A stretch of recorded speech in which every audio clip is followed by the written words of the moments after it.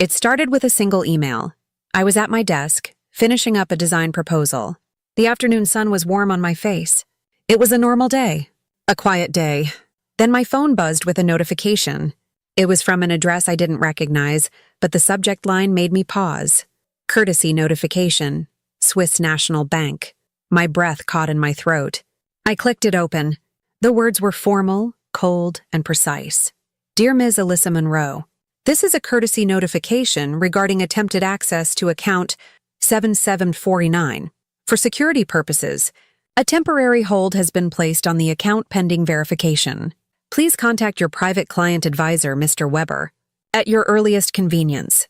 Before we dive in, make sure to like this video, subscribe to the channel, and drop a comment below telling me, where in the world are you watching from? My heart didn't just stop. It felt like an icy hand had reached into my chest and squeezed. Account Docker 7749. I didn't need to look up the number. It was burned into my memory. It was my grandmother's account. Grandma Eleanor. It was a secret world she had built. A fortress of numbers that only she and I knew about. It was the inheritance she had promised me. The one thing she said would keep me safe long after she was gone. No one else knows, Alyssa, she had told me. Her voice a frail whisper in her final days. Not your mother, not your father. This is for you. This is your start. My hands were shaking as I read the email again. Attempted access. Who would even know where to look? Who would have the nerve? Before I could dial the bank, my phone rang. The screen flashed with a picture of my mother.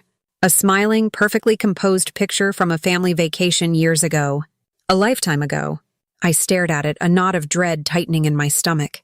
I knew with a certainty that chilled my bones that this was not a coincidence. I answered. Hi, Mom. Alyssa, sweetheart, she said. Her voice was bright, cheerful. It was the voice she used when she wanted something, or when she was about to deliver bad news wrapped in a pretty bow. I was just thinking about you. We're having dinner tonight. Just a small family get-together. It's important. I gripped the edge of my desk. What is it? Oh, nothing to worry about now, she chirped. We'll talk tonight.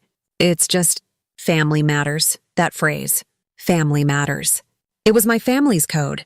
It was the gentle warning siren before the storm hit. It was the polite invitation to my own execution. It never meant good news. It never meant we were coming together. It always meant one thing. Someone was about to be cut out, and betrayal was being served warm for dinner. And tonight, I knew it was my turn. Walking into my parents' house always felt like stepping onto a perfectly arranged stage. It wasn't a home, not anymore. It was a showroom. White carpets, glass tables, and art on the walls that was chosen for its investment value, not its beauty. There were no messy piles of books, no scuff marks on the floor, no signs of a life actually being lived. It smelled of lemon polish and quiet money. It was the house I grew up in, but every trace of me had been scrubbed clean years ago. They were all in the dining room, seated around the long mahogany table. The chandelier above cast a cold, bright light on the scene. It was a perfect family portrait, and I was the piece that didn't fit.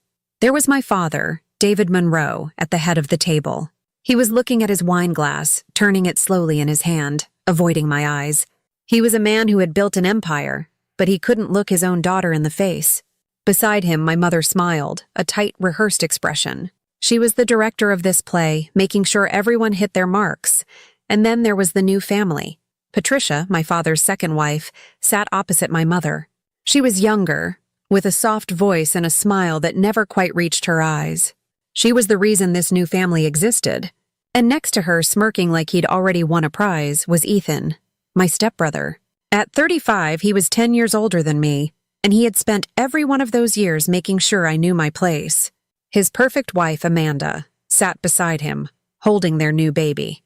The baby was the latest prop, the symbol of their legitimate, deserving family line. I was the outlier, the relic from a previous life my father was trying to forget. Alyssa, you made it, my mother said, her voice echoing slightly in the silent room. I took the empty seat at the far end of the table, feeling like I was miles away from them all. A maid quietly placed a glass of water in front of me. No one spoke for a moment. The only sound was the clink of silverware as my father nervously adjusted his fork. He cleared his throat. Alyssa, he began, still looking at the table. We wanted to talk to you about the future. Your grandmother's estate, specifically, my mother added, picking up the thread he had dropped. My hands went cold. I placed them in my lap under the table so they wouldn't see them tremble. I already knew what was coming. The email wasn't a warning. It was the opening shot. This dinner was the announcement of my defeat. Your father and I have been talking with Patricia and Ethan, my mother continued, gesturing with an elegant hand. And we've all agreed on a new direction. My father finally looked up. His eyes were full of something I couldn't name. Guilt? Pity? Or just the weary look of a man who had made a decision and didn't want to deal with the fallout. We've made some adjustments to the inheritance, he said, the words coming out in a rush. Given Ethan's new family and the baby, we feel it's better placed with them. They have more need for it now.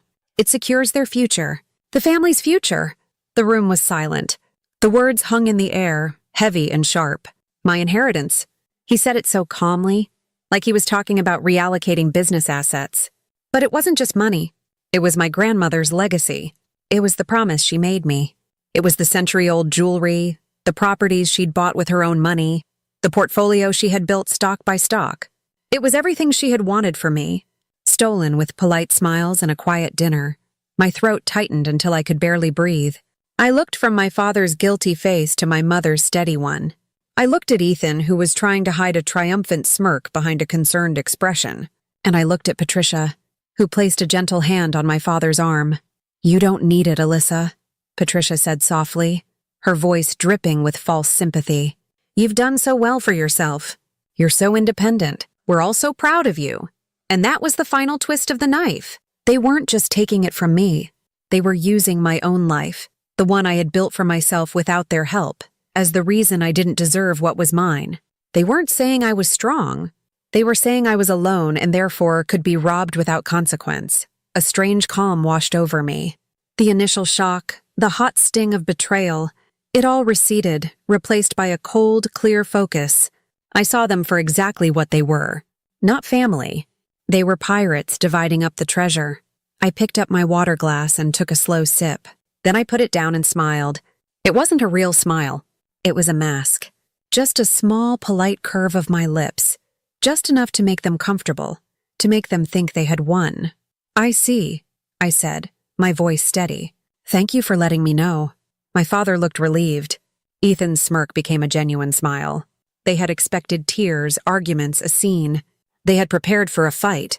My silence was surrender, and they accepted it greedily. Well, I said, pushing my chair back slowly, if that's all decided, I should get going. I have an early start tomorrow. You're not staying for dinner? My mother asked, a flicker of surprise in her eyes. No, I said, standing up. I've lost my appetite. I walked out of the room, my back straight, my head held high. I could feel their eyes on me. They thought I was broken. They thought I was walking away in defeat. They didn't understand. I wasn't surrendering. I was retreating to find a bigger gun. They thought silence meant I had accepted my fate. They had no idea I was just accepting the war. The drive home was a blur. The city lights smeared across my windshield like watercolor paint. My car's interior felt like a vacuum, silent and suffocating. The polite, cutting words from the dinner table echoed in my head. It's better placed with them. You don't need it, Alyssa. You're independent. Each phrase was a small, sharp stone pelting against my heart. They had disowned me in the quietest way possible, erasing my place in the family with a simple financial decision. I pulled into my apartment's garage and just sat there in the dark, my hands gripping the steering wheel. The engine ticked as it cooled. For a moment, I let the full weight of it hit me. The profound loneliness. The shocking realization that the people who were supposed to love me unconditionally saw me as an obstacle, a loose end to be tied up and discarded. A part of me wanted to break down, to scream and cry and pound my fists against the dashboard. But another feeling was rising up through the grief. It was a slow, steady burn. It was anger. And beneath the anger there was a memory, a quiet moment in a sunlit room that smelled of lavender and old books. As I sat in the darkness of my car, the memory came back to me, as clear as if it had happened yesterday. Grandma Eleanor in her final weeks. She was frail, tucked into a mountain of pillows on her bed, but her eyes were as sharp as ever. They were the same clear blue as mine. She had called me to her side, her hand surprisingly strong as it wrapped around mine. They're going to try to take it, Alyssa, she had whispered, her voice thin but firm. After I'm gone, your father, he's a weak man, and your mother is ambitious. They will see what is yours and they will call it theirs. I had tried to shush her. Grandma, don't talk like that. They love me. She had squeezed my hand tighter, a flicker of frustration in her eyes. Love has its limits, darling, especially when money is involved.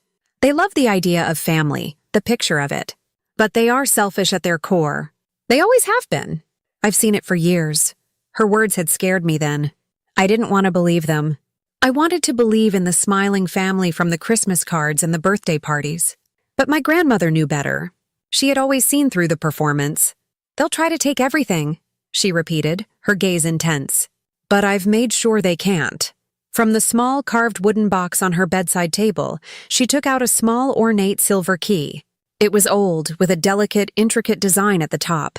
It felt cool and heavy in my palm as she pressed it into my hand and closed my fingers around it. Keep this safe, darling, she said. Don't tell anyone about it. Not a soul. It's for a safe deposit box at my bank in Switzerland. The Swiss account is yours. Untouchable by anyone else, and so is the plan that comes with it. I had stared at the key, confused. What plan? A small, sly smile touched her lips. The contingency plan. Insurance for a day like today. You'll know when it's time. The bank will know. Just remember, Alyssa, they may think they are clever, but they are playing a game I invented. Now, sitting in my car, the memory felt less like a sad goodbye and more like a set of instructions. A battle plan left behind by a brilliant general. The plan was awakening. That email from the bank wasn't just a notification. It was a signal flare. My family had just walked into a trap they didn't even know existed. I finally got out of the car and went up to my apartment. I walked straight to my bedroom, to the heavy antique jewelry box my grandmother had left me. I opened the velvet-lined lid, bypassing the necklaces and bracelets. Tucked away beneath a false bottom was a small compartment. Inside, resting on a bed of faded silk, was the small silver key. I picked it up. It felt different in my hand now. It wasn't just a memento of a lost loved one. It was a weapon. It was power. As I held it, the grief and the hurt didn't disappear, but they crystallized into something else. Determination. They had drawn the line. They had declared war on me, thinking I was unarmed. They thought they were taking from a girl who had nothing. They were about to find out they had just tried to rob the woman who had everything. My grandmother had seen this day coming. She had prepared for it, and she had trusted me to see it through. The thought sent a shiver down my spine, but it wasn't from fear. It was from a sense of purpose so strong it vibrated through my entire body. I wasn't just Grandma Eleanor's granddaughter anymore. I was her successor, and school was about to be in session. The next morning, I didn't go to work. I called in, my voice calm and steady, and said I had a family emergency. It wasn't a lie.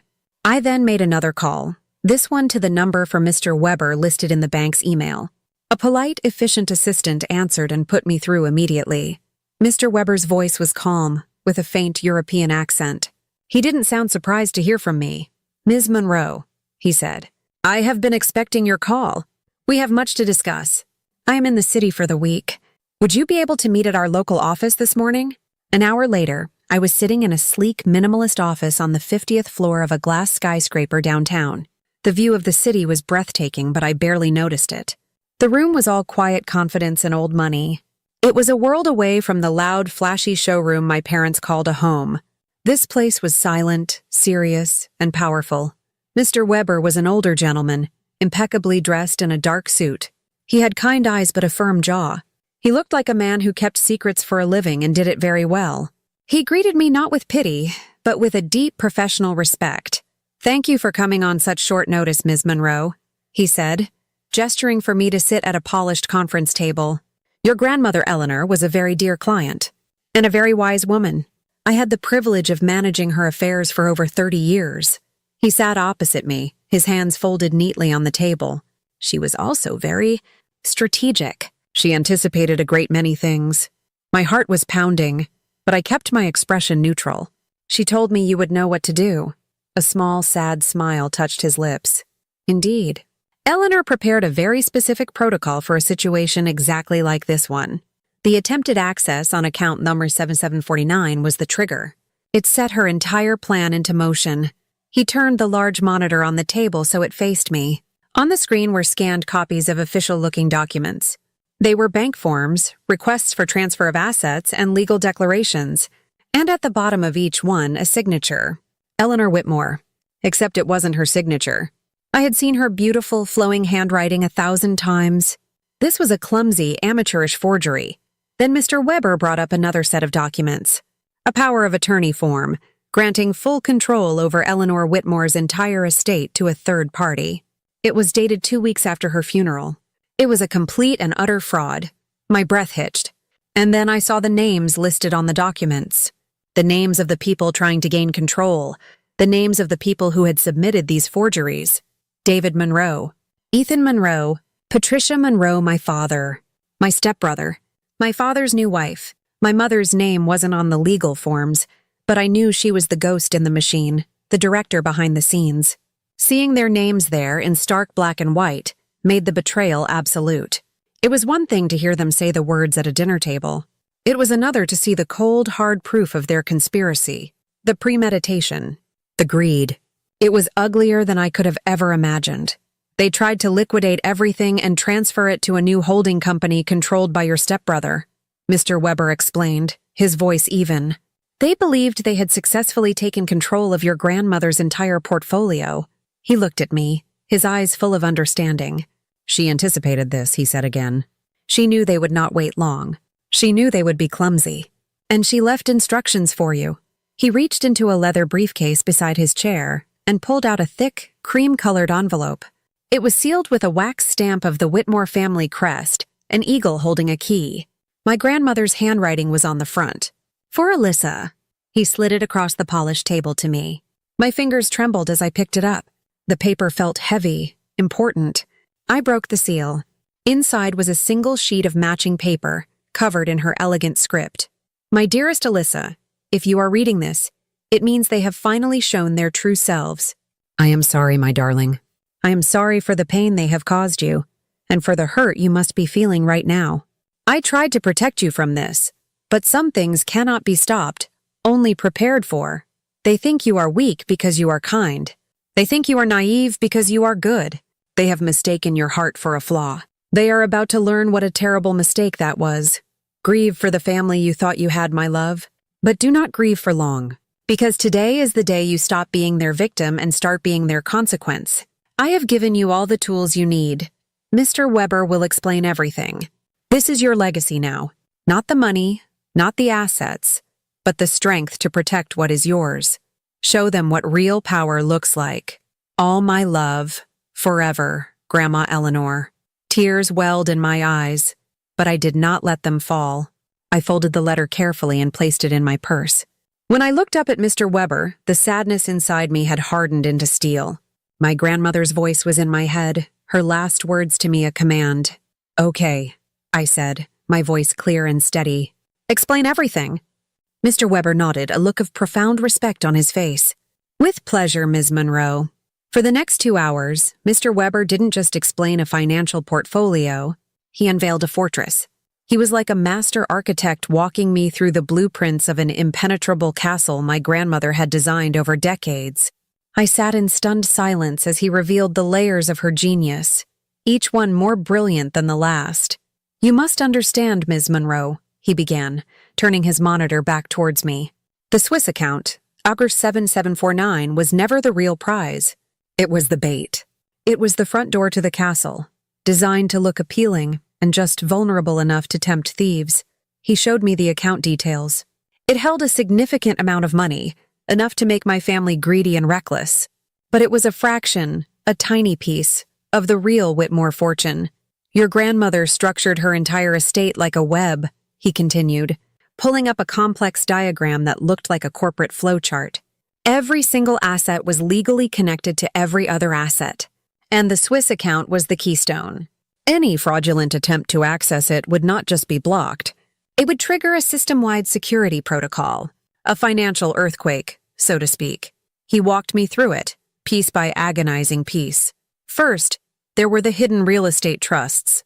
My grandmother had quietly acquired properties for 50 years, apartments in Paris, a villa on the Italian coast, commercial buildings in New York and London. They were all held in trusts with names that meant nothing to outsiders, their ownership completely obscured. My family had no idea they even existed. The moment they submitted their forged documents, an automatic legal injunction was filed, freezing any potential sale or transfer of those properties indefinitely. Next were the offshore investments. A vast, diversified portfolio of stocks, bonds, and private equity, all managed through shell corporations in jurisdictions they would never think to look. "Your grandmother enjoyed making money," Mr. Weber said with a wry smile. She was very, very good at it. This part of the fortune was now also frozen, pending a full legal audit triggered by the fraud attempt. They couldn't touch a single dollar. But the final piece, the masterstroke of her plan, was the one that made me gasp. Mr. Weber pulled up the corporate filings for Monroe Industries, my father's company, the company that was his entire identity, the source of his pride and their family's lavish lifestyle. He pointed to a section listing the primary shareholders.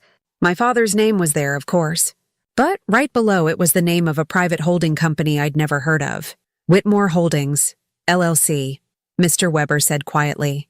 Over the past 20 years, your grandmother, through various intermediaries, acquired a 40% stake in your father's own company.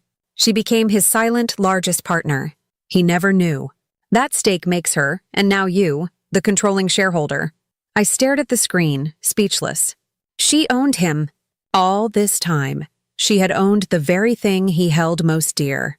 The moment they filed those forged papers, Mr. Weber explained, a clause in the Whitmore Holdings Charter was activated. It calls for an immediate emergency audit of Monroe Industries, citing suspected fraudulent activity by its senior executives, namely, your father. It also gives you, as the new head of Whitmore Holdings, the power to freeze all executive compensation, credit lines, and company assets pending the results of that investigation. My grandmother hadn't just built a defense. She had built a trap, a perfect, inescapable trap.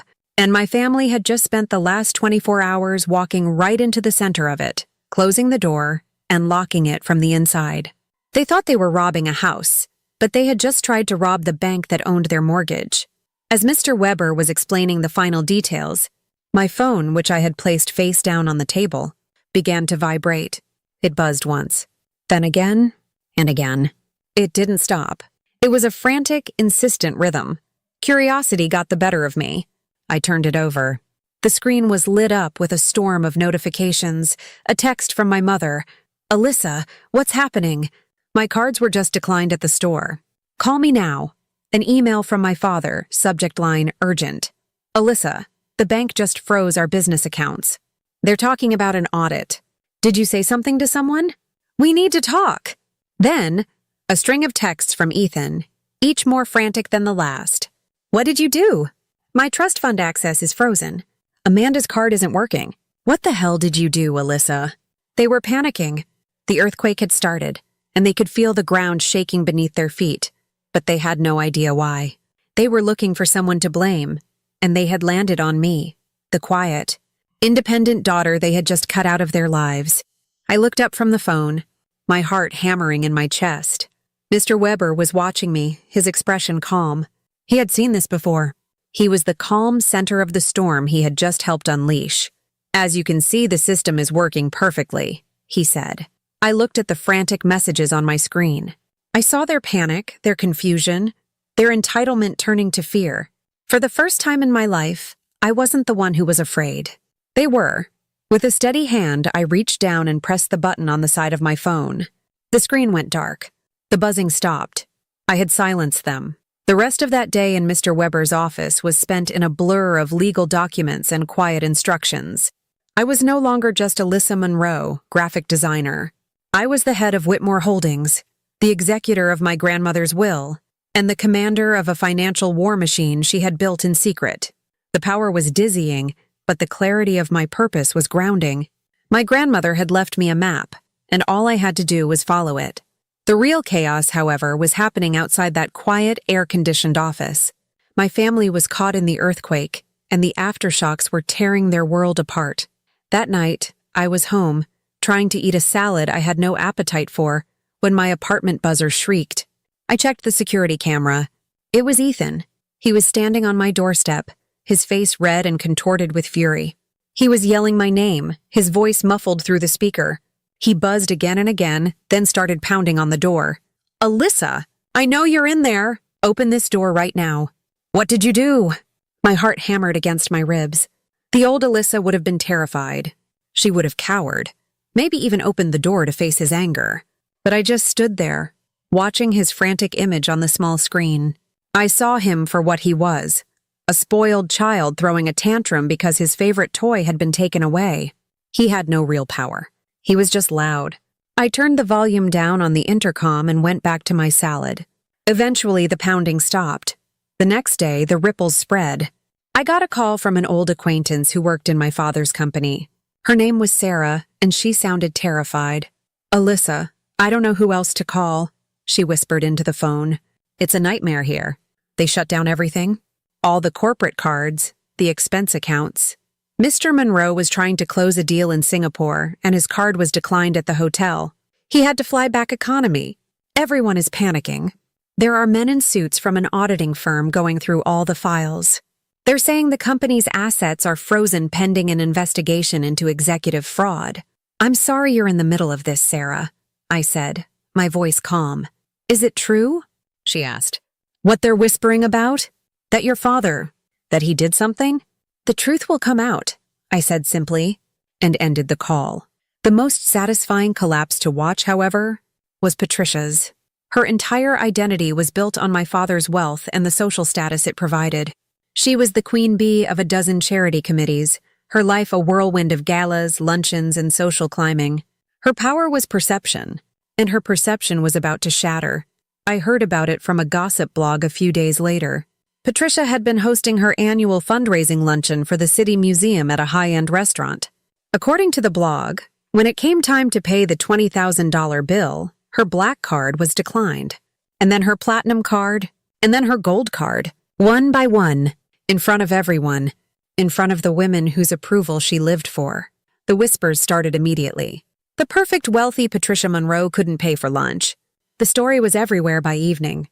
Her social standing evaporated in a single, humiliating afternoon. Throughout it all, Mr. Weber provided quiet, steady updates. The audit at Monroe Industries has uncovered significant irregularities. Ms. Monroe, your father was using company funds to finance his and Patricia's lifestyle, as well as funding Ethan's failed business ventures. Ethan's primary trust account has been legally frozen. It appears its seed funding came from a fraudulent loan secured against a Whitmore property he did not own. They are locked out, he told me during one of our calls. They have tried to access every account they knew of.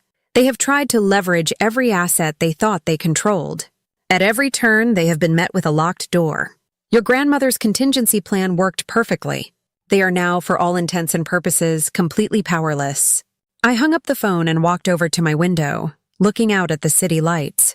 I didn't feel the triumphant joy I thought I would. Instead, I felt a deep, profound sense of awe. My grandmother had seen every move they would make. She knew their greed, their arrogance, their carelessness. She hadn't just predicted their betrayal. She had mapped it, charted it, and used it as the very blueprint for their own destruction. I whispered into the empty room. She really thought of everything. The pain of their betrayal was still there, a dull ache in my chest. But it was being overshadowed by a growing sense of respect for the woman who had loved me enough to plan for the day my own parents would try to destroy me. She had left me a shield, a sword, and a kingdom to protect. And the time was coming to finally step out from behind the walls and claim it.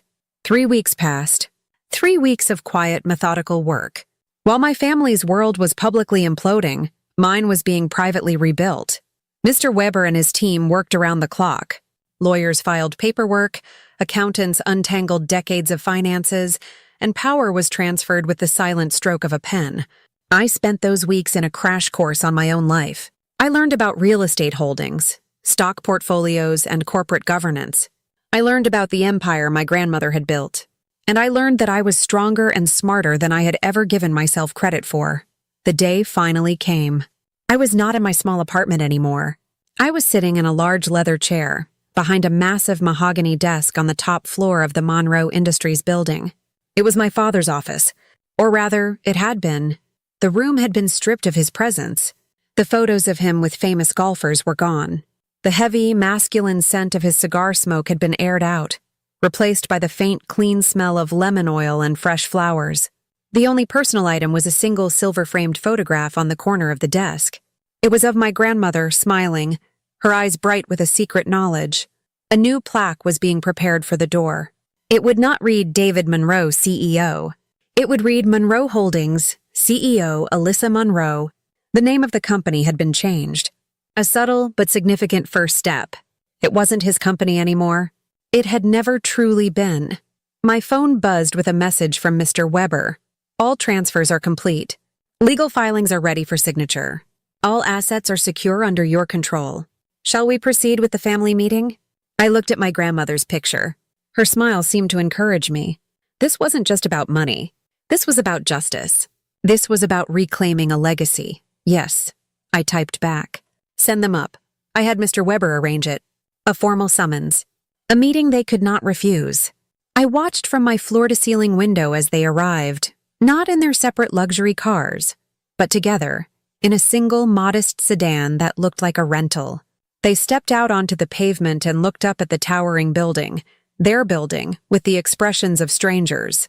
When they entered my office, the change was startling. Their confidence, the easy arrogance that had filled the dining room 3 weeks ago, was completely gone. They looked smaller, diminished. My father's expensive suit hung on him like it was a size too big. His shoulders were slumped, his face pale and drawn. My mother's perfect composure had cracked. There were dark circles under her eyes, and her hands fidgeted nervously with the strap of her purse. Patricia looked haggard, her soft smile replaced by a thin, tight line of fear, and Ethan, the smirk was gone. It had been wiped clean from his face, replaced by a sullen, resentful glare.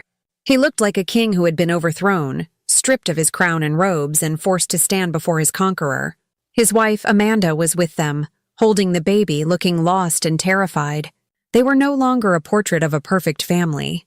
They looked like people who had gambled with God's money and lost spectacularly. They stood clustered together just inside the doorway, hesitating, as if they were afraid to step further into the room that had once been the center of their world. I didn't stand up. I remained seated behind the desk, the seat of power, and gestured calmly toward the chairs arranged in front of me. "Please," I said, my voice even and quiet. "Sit down." They shuffled forward and sat, a silent, broken family. The great and powerful Monroes, brought low by a forged signature and a grandmother who had planned for the worst. The meeting was about to begin, and for the first time, I was the one at the head of the table. The silence in the office was heavy, broken only by the soft hum of the city far below. They sat stiffly in their chairs, avoiding my eyes, looking at the floor, the walls, anywhere but at me. They were waiting for me to yell, to cry, to accuse them. They were waiting for the emotional outburst I had denied them at the dinner table. I was not going to give it to them. Emotion was a currency they no longer deserved from me. I let the silence stretch out, letting them sit in their discomfort. Finally, I leaned forward slightly, my hands folded on the polished surface of the desk. "Let's discuss fraud, shall we?" I asked, my voice dangerously soft. My father flinched as if I'd struck him. He fumbled for words. "Sweetheart," he began, his voice raspy. "Alyssa, we can explain." "Explain what?" I interrupted, my tone cutting and precise. "The forged documents? The false power of attorney you filed 2 weeks after my grandmother's funeral? The attempted illegal transfer of assets from the Swiss account? Which part would you like to explain first, Dad?" From a folder on my desk, I pulled out a stack of papers. I stood up and walked around the desk, laying them out on the large conference table between us, one by one. The sound of each sheet hitting the wood was like a gavel striking down. "This," I said, tapping the first document, "is the forged signature on the Swiss bank forms. Our handwriting expert identified it as yours, Ethan. A clumsy attempt." Ethan's face went white. "This," I continued, laying down another, "is the fraudulent power of attorney. Signed by you, Dad, as the primary executor, and you, Patricia, as a witness. A witness to a crime?" I laid out the bank statements showing the attempted transfers, the company deeds, the corporate filings, a mountain of paper that documented their greed in cold, hard print. Proof, undeniable and absolute. Their entire conspiracy, laid bare on the table. They stared at the evidence, their faces a mixture of horror and disbelief. They had been caught. Utterly and completely. I returned to my seat behind the desk. As of this morning, I said, resuming my calm, businesslike tone, I am the controlling shareholder of this company. I am the sole legal heir to the entirety of the Eleanor Whitmore estate. And you, I looked at each of them in turn, are perpetrators of felony bank fraud, wire fraud, and forgery. My mother finally spoke, her voice a strained whisper. What are you going to do? I've been discussing that with my lawyers, I said, and we've come up with 2 options for you. I want you to listen very carefully. I held up one finger. Option 1, I press charges. I hand this entire file over to the district attorney. Given the mountain of evidence, you will all be prosecuted. You will lose everything you have left. The houses, the cars, whatever money you have squirreled away. It will all be seized. You will face prison time. The Monroe name will be associated with scandal and crime for generations. Your lives, as you know them, will be over. A small, choked sound came from Amanda. Patricia reached out and put a hand on her arm, her own face ashen. I held up a second finger. Option 2, I said, my voice dropping even lower. You sign confessions. Full, detailed confessions of everything you did. You, Dad, will sign your immediate resignation as CEO. You, Ethan, will sign away any and all claims to any family assets, now and in the future. You will all sign a non-disclosure agreement, promising to never speak of this to anyone, ever again. In exchange, I will not press charges. I will provide you with a modest allowance, enough to live on, quietly and without luxury. You will disappear from public life. You will give up the name, the company, the legacy you tried to steal. The room was deathly quiet. They were processing the totality of their defeat. They had nothing left to bargain with. Patricia was the one to find her voice, her eyes pleading. And the baby? She whispered, gesturing to her grandson. What about him? I looked at the child, sleeping peacefully in his mother's arms, oblivious to the destruction his family had wrought. For the first time, a flicker of real emotion crossed my face. Not anger, pity. He will be fine, I said, my voice softening just a fraction. I have already created a separate, protected trust for him. It will pay for his education and his future. It is in my name, and it will be managed by my people. He will be taken care of. But you, I looked directly at Patricia, then Ethan, will never touch a single dollar of it. The choice was on the table. Prison and public shame, or exile and quiet obscurity. There was no third option. My father was the first to break. He let out a long, shuddering sigh, the sound of a man completely and utterly defeated. He looked old, not just tired, but ancient, as if the weight of his actions had aged him a decade in a matter of minutes. He picked up the pen Mr. Weber had so thoughtfully placed on the table. His hand shook, but he signed. One by one, they followed. Ethan signed with a barely concealed rage, his jaw tight, his signature a vicious slash of ink across the page. Patricia signed with tears silently streaming down her face. My mother was the last. She looked at me, her eyes searching for something.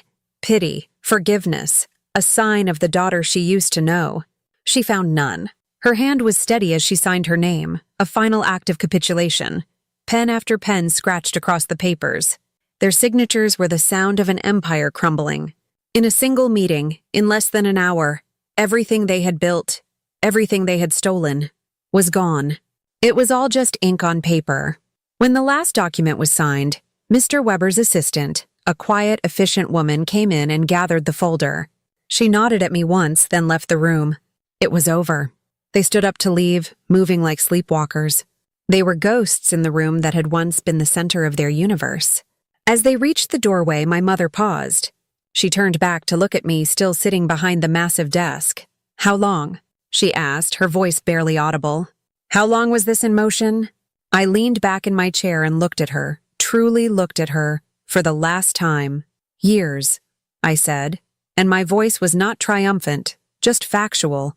Grandma saw who you were long before I did. The words hit her harder than any shout could have. It was the truth, and it was devastating. She had been seen, understood, and outmaneuvered by the woman whose legacy she had tried to erase. She turned without another word and followed the others out. I watched them go down the hall until they were out of sight. I listened to the faint ding of the elevator that would carry them down and out of my life forever. Outside my window, I could see their small rental car drive away, slower, smaller, stripped of the arrogance that once filled every driveway they parked in. A moment later, a notification appeared on my computer screen. It was a secure message from Mr. Weber. All documents secured and filed. The transition is complete. Shall we begin the charitable foundation? A small, genuine smile touched my lips for the first time in weeks. The war was over. The cleanup was done. Now the real work could begin. Yes, I replied. Let's build something worth inheriting. That evening, the office was quiet. The army of lawyers and accountants had gone home. The city lights twinkled below me, a sea of 1,000,000 stories, 1,000,000 lives. My own story had reached a turning point I could never have imagined. I walked over to the desk and picked up the silver-framed photo of my grandmother. I looked at her radiant smile, her knowing eyes that seemed to see right through time. She had fought a battle for me before I even knew I was at war. She had given me more than an inheritance. She had given me a chance to become the person she always knew I could be. You were right, I whispered to the photograph, my voice soft in the stillness of the room. The real fortune wasn't the money. It was the foresight. It was the wisdom to see people for who they were. It was the strength to prepare for the worst while still hoping for the best. It was the love to build a fortress around someone, not to trap them, but to protect them until they were strong enough to command it themselves. On the desk, my assistant had left a final folder. This one was different from the others. It wasn't filled with bank statements or legal threats. It was filled with hope. I opened it. The cover page read, Proposal for the Eleanor Whitmore Foundation. I spent the next hour reading. The foundation's mission was simple but powerful. It would provide grants, legal support, and mentoring for women who were rebuilding their lives after personal or financial betrayal. Women who had been left with nothing. Women who, like me, had their trust shattered by the people who were supposed to protect them. We would build something new from the ashes of the old. My family's greed would be transformed into charity. Their betrayal would be the seed of someone else's recovery. My grandmother's name would not be associated with the quiet, ugly drama of my family, but with strength, resilience, and new beginnings. As I looked out at the shimmering city skyline, I finally understood. Sometimes the best revenge isn't revenge at all. It's not about watching your enemies fall. It's about rising so high that they can no longer reach you. It's about building a future so bright that it burns away the shadows of the past. It's living proof that you were always the rightful heir, not to their money, not to their company, but to your own strength and your own peace. And that was a legacy worth fighting for.